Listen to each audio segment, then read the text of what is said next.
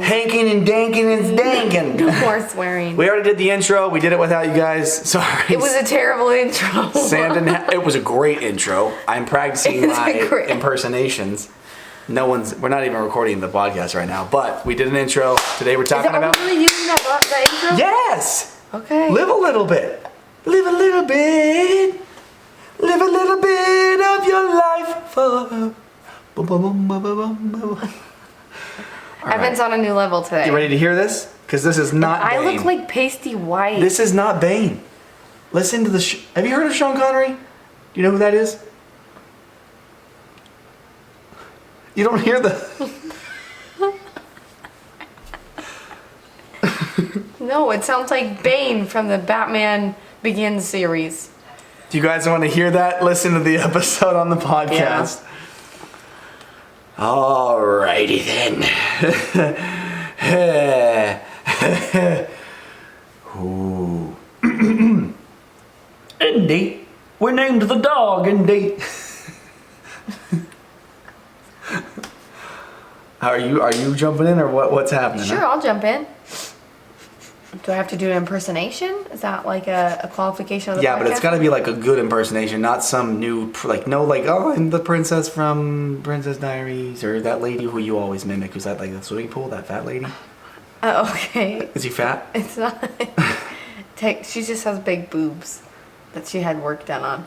But it's like Pamela Anderson, isn't it? Or something like that? No, it's not Pamela Anderson. Oh, she's like, swimming. Anyway, you can't do that one. You gotta pick a.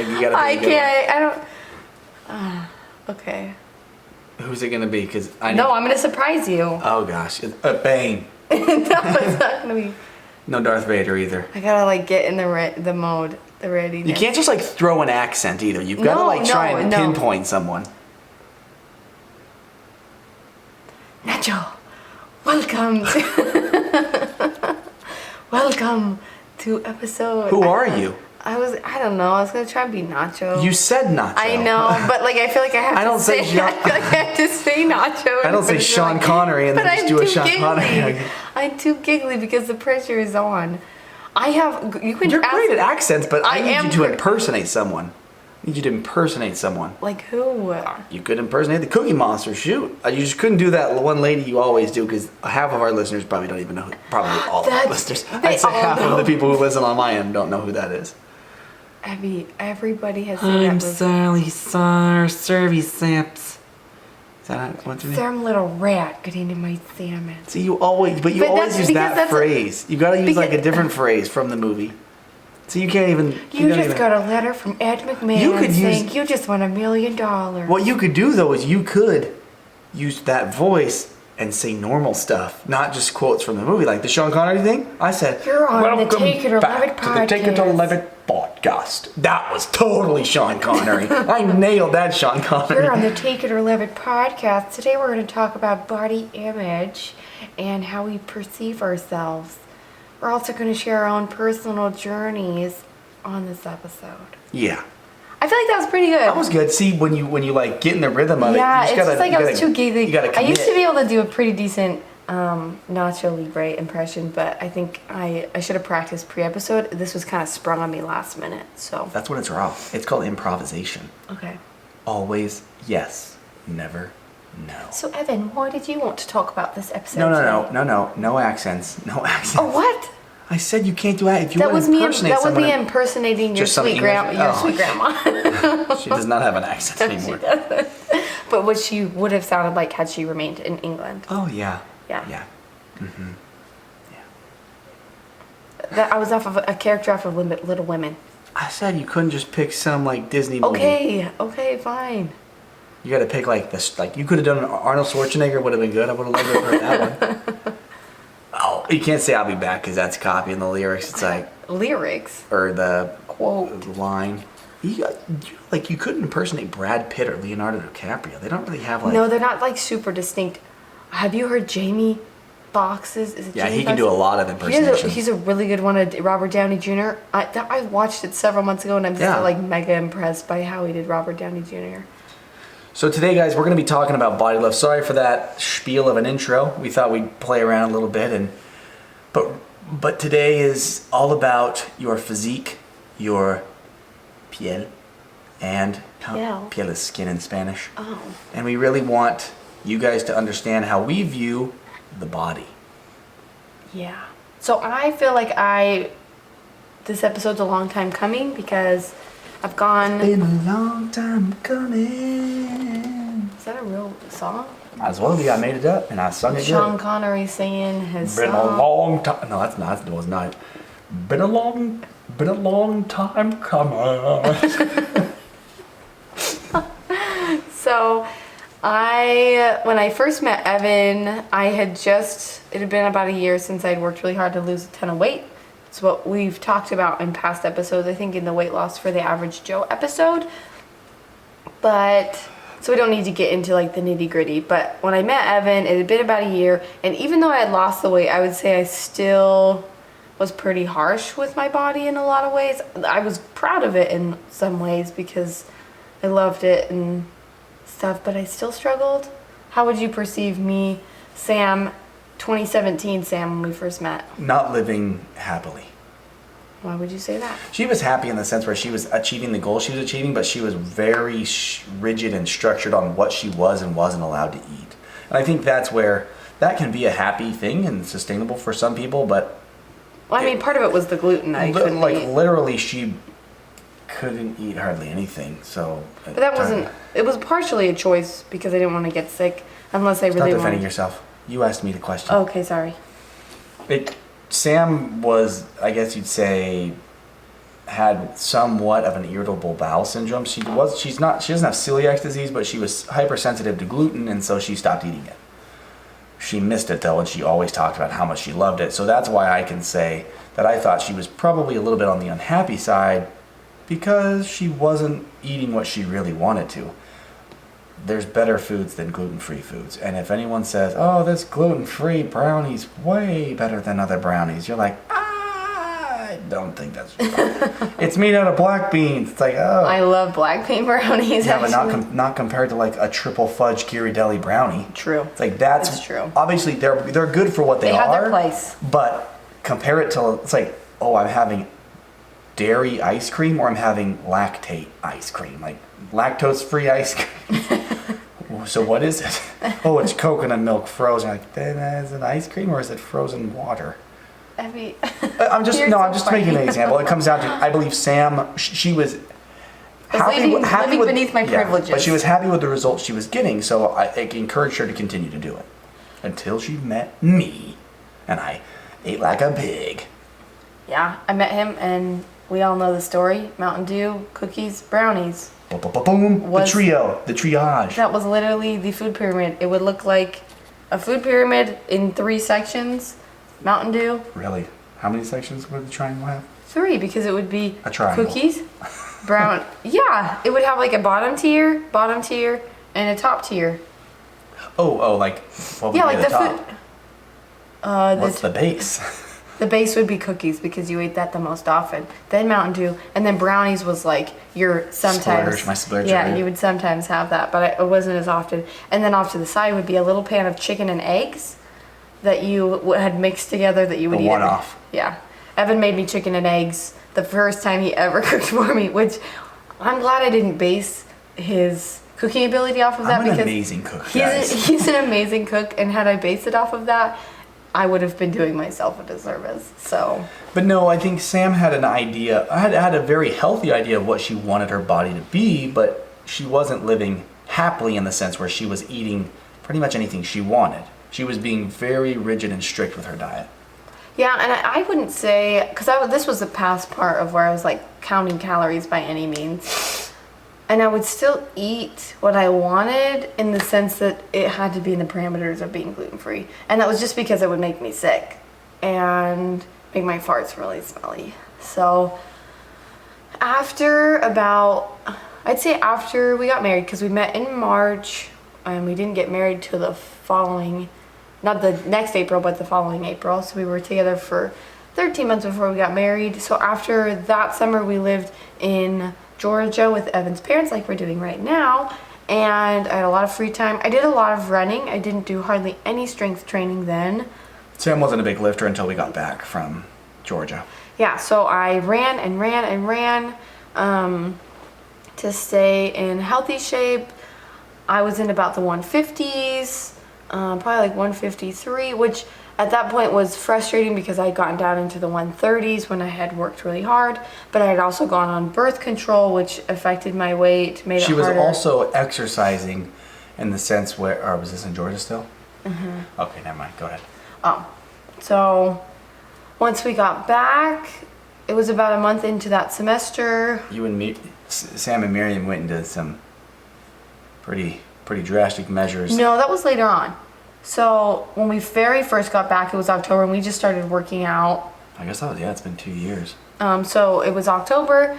I remember we started October 1st. That was the first day we ended up working out. And that was really when I fell in love with personal training. I was going to go a completely different avenue with my degree, but it ended up working out that I loved program design. And that was when I started to see my body make more changes. We also had access to an in-body machine, which can test your body not only on like how much it weighs, but the body fat percentage, how much fat you have on your body, how much lean muscle mass, how much water, skeletal muscle mass, all that stuff.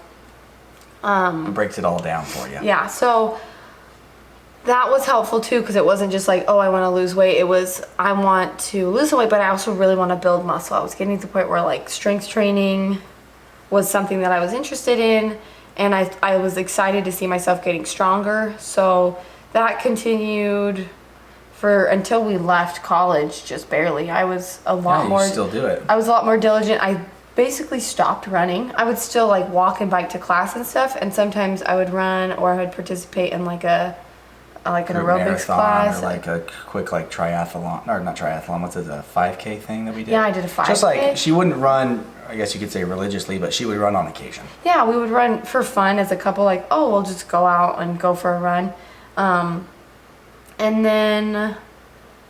And over the course of that time when I started strength training, I would say my body image problems did start to shift. I wouldn't say like I picked up a weight and all of a sudden I was like, my body is great the way it is, yada yada yada. Wait, can you say that again? I didn't pick up a weight and my body image didn't immediately change. For the people in the back? Evie, they heard me. Say They heard me. I didn't pick up a weight, my body image didn't change. So why do you think I had you repeat that 3 times? Because it's good for people to hear that just because you're making a new habit doesn't mean that it's going to solve all your problems. Yeah, something I've noticed with Sam is I've seen her put in all this hard work and effort into building muscle mass and being a strong woman, being a strong person, toning up her muscles in her arms and in her abs and in her legs. And obviously not everybody knows that muscle weighs more than fat, but if you don't, it does. So just more dense. When you're going to weigh yourself and you're like, oh man, I know I've lost all this weight. I work out every day. I work out for an hour and a half a day, and I've been lifting weights, and I feel myself getting stronger because I'm increasing the weights, but I weigh more. It's something I've noticed with Sam. There's times where she knows, and even though she knows, it still hurts her to see that number on the scale. And I'm like, but you don't look fat, like at all. You're toned. It's the muscle that's causing, obviously, the increase in weight, and you're losing fat stores. Now, are you going to lose all your fat stores? No, because like we mentioned before, Sam was extremely rigid and strict with her diet, and now she's not, but that's because she works out a substantial amount to where she's allowed to eat whatever she wants. Now, are there certain nights where it's like, okay, don't eat the whole pan of cake, or Evan, don't eat the whole pan of cake, because granted, it's not good for you no matter what. Don't eat all the chicken breasts in the dinner. It's obviously you are probably more hungry after working out, but yeah, there's love and restriction. Yeah, exactly. But not over restriction. And I think that looks different for everybody. So my last semester of college, is that when you and Miriam were going kind of hard in the paint? No, it was when I was doing my internship. We tried to do a sugar-free. Oh man, they did so many things that every time they would start one, I'd say, Sam. No, we really only did the sugar-free thing. We never did anything else strict and crazy with our diets. It was you guys were like working out every morning at the same time. Like if you didn't go, you felt guilty and all that. Yeah, because it was something that brought me a lot of joy and helped me feel good. Anyway, I'm gonna give my thought. Sam went in the sugar-free thing, like literally no sugar, It was so stupid. no added sugar, no fruit sugar, no fructose, no soup. I mean, so it built off. Okay. You give your 2 cents, and I'll give mine. Samm cut sugar out, and I told her straight up, I'm like, if you do this, I'm not gonna make this, I don't want to say hard on you, but I'm definitely not gonna change my lifestyle. Now, that's not because I didn't want to support her in the decision she was making. I just didn't want this to continue because Samm, all before this, clearly stated balance in all things. We had the podcast at this time, so we were stating, and we actually think we've talked about, you shared that you went sugar-free for a month, and you This didn't was enjoy it. it was when we were off a season. We would Oh. finish season 1, and we didn't start season 2 until May, and it happened in March. So the program, its purpose, let me It list. was not done. Okay, then keep No, going. go ahead. The purpose was to help you readjust your relationship with sugar. It wasn't so you would ultimately forget about it forever, but it was to recalibrate your body. And I would say the one thing I did learn is that red bell peppers really can taste like candy if you haven't eaten any carbs in several days. Because you were supposed to only eat like proteins and non-starchy veggies the first week, and then you slowly reintroduce like starchier carbs, and it wasn't until the last week that you could have like An apple. whole wheat toast Yeah, like and an apples apple. and stuff. This And is I where- would say it was a little too extreme. It was educational, but man, A little too extreme.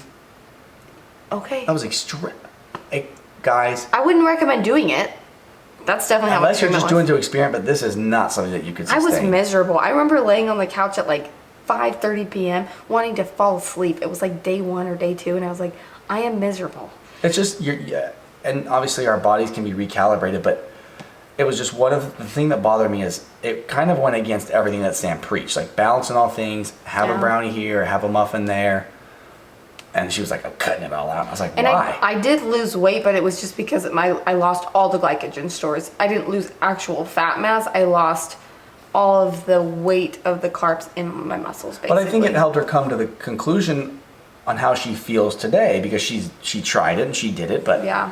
And I would say it helped me learn that if I want to keep a certain activity level, I have to eat carbs. Like yes. I want to be able to work out and then teach 2 workout classes after it. I have to be able to have carbs to help myself recover properly so that I can keep at that activity level. Now, if I wanted to go into a cut, I'd have to realize that some of my performance would be zapped from The lack of food. lack of food, lack of carbs, yada, yada, yada.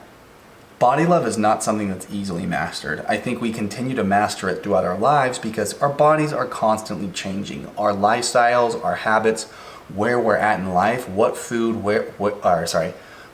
is available, how we get our food, how we prepare our food, where we buy it. That all comes into play. So I think body love is a very constant thing, but I do believe that you can master it. Now, I know that's kind of contradictory, but you can stay on top of it by understanding your situation. And that can continue to change, but you can always constantly understand your situation. If you're a pregnant woman, guess what? You're going to gain weight, whether it be yours or the child's. If you are coming out of surgery, guess what? Depending on where that surgery was, you're going to gain weight because you can't move. Or you're going to lose weight and a ton of muscle mass. And so I think it goes both ways. Understanding that maybe cutting sugar out isn't the way I should love my body because it's not natural. Wheat is a necessary thing, or potatoes.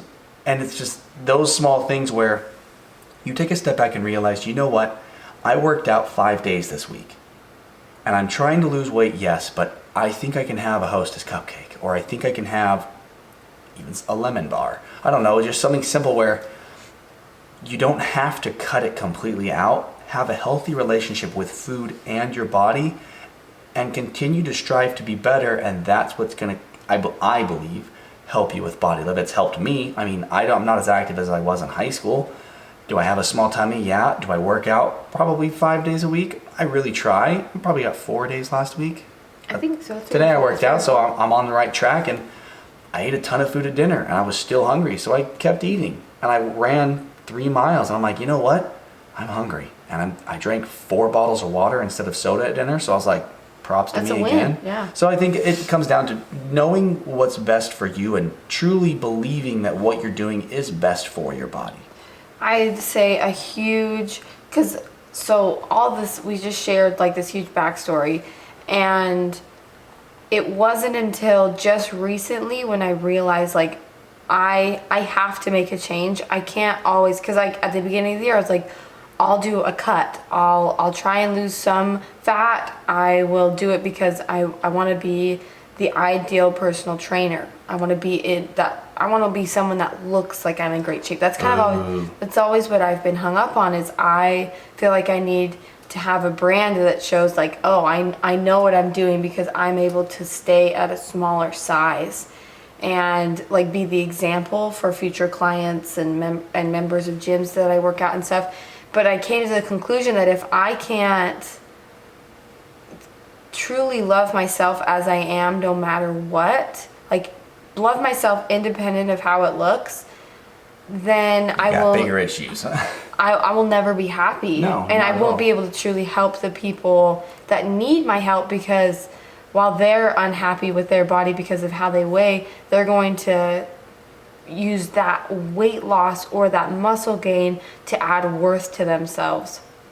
And that has been the biggest help for me. Using Instagram as a positive thing has also been great, because I've unfollowed people that I felt like I was like, oh, I want to look like them. And I'm not ashamed to say like I totally follow girls because I was like, wow, like I want to do what they're doing because I want to look like them. I want to prove that I can look like this person. But instead I tried to diversify my like who I followed, who I consumed content from, because if I was only consuming content from people that upset me or made me feel like I was less than, and not that they were doing it intentionally, not that they were like, oh, Sam, you're a size whatever, you're too big, you need to lose weight. It was just that they were sharing and I was comparing myself to them. So by using Instagram as a positive thing and realizing that there's so much more to life than weight loss, it has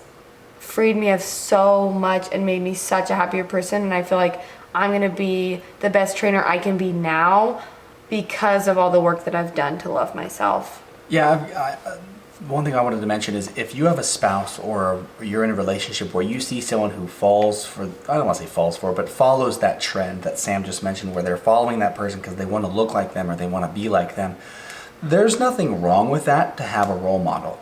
Yeah. It's when it becomes that toxic level of, oh, I want to strive for that, I want to lose this weight, because it will never end. And I used to catch Sam and I used to say, I don't like this person. A lot of the times it was because their voice, and I could kind of tell based off of the person who was talking, the type of person they were on Instagram, which is super weird, but I think we all know who they are. You definitely want to be careful and mindful if a loved one is falling for that trap, or is following or pursuing that unachievable or unattainable goal, because it's never enough. It's, oh, if I lose 10 more pounds, I'll be happy. It's like, no, you won't. We're watching My Strange Addiction on TLC or TCL, and TLC. Yeah. And this one lady, she's getting a boob job, and she's like, I want to go from a triple L to a Q, and you're like, wait, what? And the plastic surgeon's like, you will destroy your chest. Like, you are going to ruin your body. She's like, I don't care. I got to have that perfect body. And all of us who are from an outside perspective think, yeah, that's not a perfect body. You've got a Q-sized chest. And then you look at that person who's like, I want to be skinnier, and they're vomiting after they've eaten, or they're just vomiting constantly, or they're starving themselves. Yeah, they're going to extreme measures. And if that's where you're at, seek help. There are so many resources that can help you get to where you don't have to do that. There's definitely no shame behind it, but I think body love also stems to what's the bigger issue at hand. Yeah. Who are you trying to impress? What are you trying to impress? And why do you think that, or whatever it is you want to do, is going to solve that? It might be a psychological thing. You might not know the answer. You might know the answer and just don't want to admit it. But just know that body love is something that you can achieve, whether it be at 300 pounds or at 25 pounds. Achieve it and then make the adjustments from there. Because obviously if you are 300 pounds and you're 5'2", you're probably overweight. Actually, I'm not. You are overweight. I don't know if it's physically possible to be that shredded that you weigh 300 pounds at 5'2". it's probably not healthy. Now, if you're working out every day and you just can't seem to lose the weight, but you know you're working out day in and day out and keeping your heart healthy and keeping your muscles active and moving and your joints moving, yeah, that I consider that healthy. I want to do an episode someday where we talk about the healthy at every size movement, where we both do research on it. Healthy at every size. And show that there's research out there that it doesn't matter what size you are, as long as you're taking the precautions like exercising, eating fiber through fruits and vegetables and whole grains, through... Yeah, I stand corrected. If you're 5'2" and 300 pounds and doing all that exercise, make sure your diet's also proper. Yeah, so like there's a balance. Like it's an understanding that, okay, being at a slightly lower weight might have some health advantages, but if you're going to doing unhealthy and unhappy things to accomplish it, then you're not going to get anywhere. Even if you do lose it, you won't ever be happy because there'll always be more to lose. And I just feel like that's another thing we could talk about going forward. That's another thing we could research because it's not talked about enough, I think. Evan, as of lately, have you noticed, like, what would you, if you could compare and contrast simmer down. No, 2017 Samm with 2020 Samm. How, like, defining characteristics or things you notice. Like, I'm obviously not perfect with body acceptance and body love, but what things have you noticed in terms of, like, how I act and stuff? I think Samm 2020? Samm 2020 is much more comfortable getting a photo taken of her and is much more accepting of the photos that are taken of her. Samm 2017 would scrutinize and, I don't look at that. I deleted a lot of photos because of that. But I mean, it's one of those where it naturally is, I guess you say you could age. It's been 3 years, but as you age, you start to mature and understand it's really not that important because I can put on this facade. I don't think you're putting on a facade as much as you were. Now, granted, you were taking care of your body because of the minor IBS, but I think you also cared more about what other people thought than you do now. Not that that is 100% a bad thing because it can drive you, but giving too much weight to others is definitely not healthy mentally and will diminish body love because in society we have the idea that a woman is supposed to look like this or a man is supposed to look like that, and if they look like this they're unhealthy or ugly, and if they look like that they're definitely unhealthy and ugly. But I also think you're way more versatile when it comes to exercise. You're way more strong than you were before, much stronger both physically and mentally. Thank you. And I asked him that not because I wanted to like pat myself on the back, but like if anybody has seen this conformational change in me, it is Evan.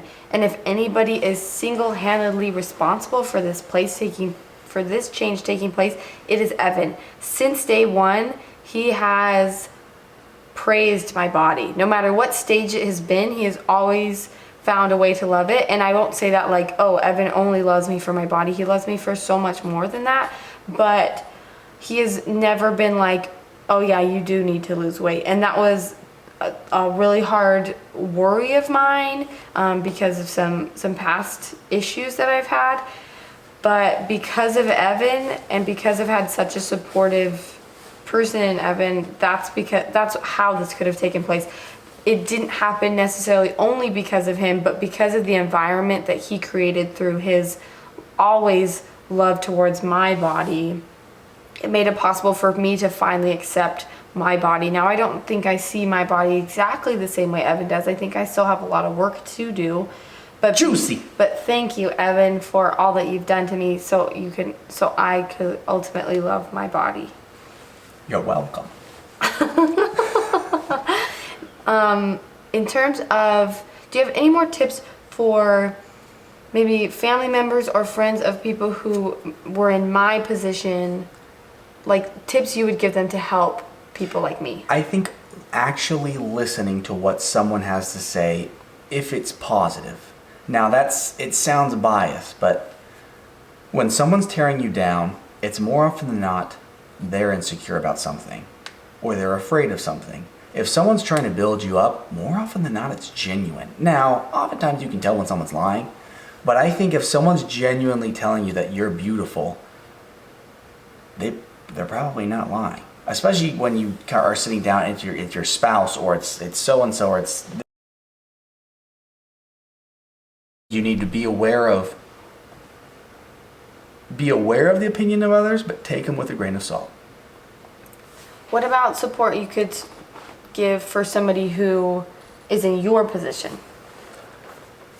Share your honest opinions, but do it tactfully, in the sense if you know your spouse or your girlfriend or your best friend is, I always go to eating, but is eating themselves to death. Let's say they actually do only eat chicken nuggets and corn dogs. Like, let's say that's all they eat. That's all they eat. You could tell them, hey, Like, well, you kind of were when I first met you. like, I love you, but you need vegetables, you need fiber. And I think when you do it sincerely and with honesty, it could come off like painful, but it's definitely better than lying to them and letting them fall down a darker pit. Oh, I was gonna say something. Dang, I forgot what it was. But the truth is, mother. What is the? It may not always be what you want. That's it. It may not always be what you want to hear, but oftentimes it's what you need to hear. That's the challenge. You need to help the people or the person or whoever it is, even if it is yourself, help them and yourself deal with pride. Because we're all self-conscious in some way or another, and we all have challenges. But the pride, I think, is something that's hard to break down, and that's why it's oftentimes when a doctor says it or when a stranger says it, it hurts more, because we're like, you don't even know me, and you think you're qualified to tell me this, that, and the other. But when a loved one tells you, more often than not, it's out of love. It's not coming from a hurtful place. And obviously there's histories and different scenarios, but beware of pride. One thought that I had is, if they're coming to you and saying, you need to lose weight because I don't like how you look. That's bad. Yes, don't listen to that. But if they're saying, let's add in some healthy habits so we can make your life easier, make your life more fulfilling and happier, that's where I would say try and just listen, because they're doing it out of the love of their heart. Sam and I, when we started dating, I told her, I was like, look, if I get to a certain weight, I expect you to tell me something. Or if I start to gain weight in my back and I get back rolls, or I don't know, my legs get, I don't know. We don't know where that line is. But I've told her, I was like, if you see me really slacking, you have all right and permission as my wife, as the person I love and want to spend the rest of my life in eternity with, to tell me, hey, you're not doing the right thing. And Sam said the same thing. And there might be a point where if Sam were to gain 500 pounds, I can't say I would be as attracted to her as I am now. That's just natural man. Like, that's me, biology.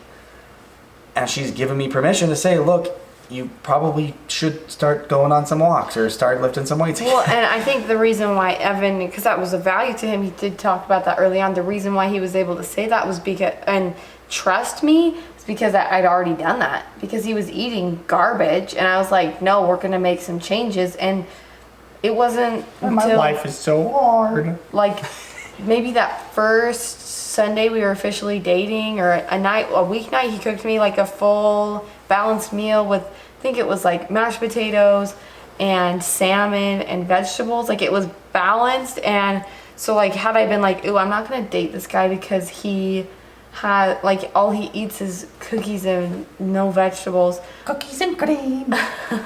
then I would have been missing out. Because he's like, most people are capable of what you want them to do. You just have to give them a little loving nudge. And I think that comes in with any habit. And I think the most important thing we can do while we're on this earth is find love for our physical bodies, not in how they look, but find love for them, for what they're capable of, for what they give us, for what experiences we can experience because of our bodies. It has nothing to do with how we look. Our worth is not dependent on the size of our jeans or what size. Your bra size. Yeah, our bra size, anything like that. That's so far removed from what our true Potential. innate worth and potential is. And I can't say that enough. Any last thoughts, Evan? No, we really just want you guys to understand that body love is a constant battle for everybody, and I think you just need to be aware of it and understand that you are worth everything. Like, I was gonna say worth something, but you're really worth everything. As long as you're putting in the effort and time to make yourself better, you're on the right path. And even if that's 5 minutes a day, and that's all you can muster, that is enough. Like, there's you no... tried, yeah. You put that effort forward, even though you really, really didn't want to. Like, I think it might have been today, or was it Saturday? I went on a run and I really just did. Maybe it wasn't Saturday. I think it was today. I was like, No, it was Sunday. Oh, it was Sunday. Yeah. It was like 10:30 in the morning. I'm like, I do not want to go on this run because it was starting to get hot, but I went and did it. And you said it wasn't a good run. I went for an hour and a half, a mile and a half, and came back. And I was like, you know what? I don't want to run anymore. And it wasn't a good run, but I did it, and I was relieved that I went and did it, even though I didn't want to. And but it definitely sucked. I said, you did it. Like, that's all that, like, some days you go for performance, you go for a faster mile time, but some days it's just about showing up. You can do it, Jimmy. And keeping to do. Don't stop. Thank you guys for I'm losing it. I'm losing it because you're smiling. Thank you guys smiling. for listening. That's Bane. That sounded like Bane. That was Bane. It's all Bane, Andy. but... We named the dog Andy. Sean Connery. Oh my gosh. Back in the building. We appreciate you guys for listening today. Keep on listening. It means so much And to don't us. forget to like, comment, and post on the social medias. And I'm losing the accent again. Leave a review if this episode or any other episode added value to your life. Hurry up. Finish her off. There's Seinfeld. We love you guys. Thanks for listening. Keep it up. Keep listening. Refer to your friends. Tell them about it. If they struggle with body love, have them shoot us a message on Instagram or Facebook, or shoot us an email at takeitalevittpodcast@gmail.com. Take a Leavitt Podcast on our social media handles, or even Sam's personal Samm Leavitt Fitness. The real Samm Fitness. Samm Fitness on Instagram. We love you guys. Stay tuned for new episodes this week. Bye. Sean Connery. Oh my gosh, stop it. Bane. See, that's Bane. Well, basically. Batman.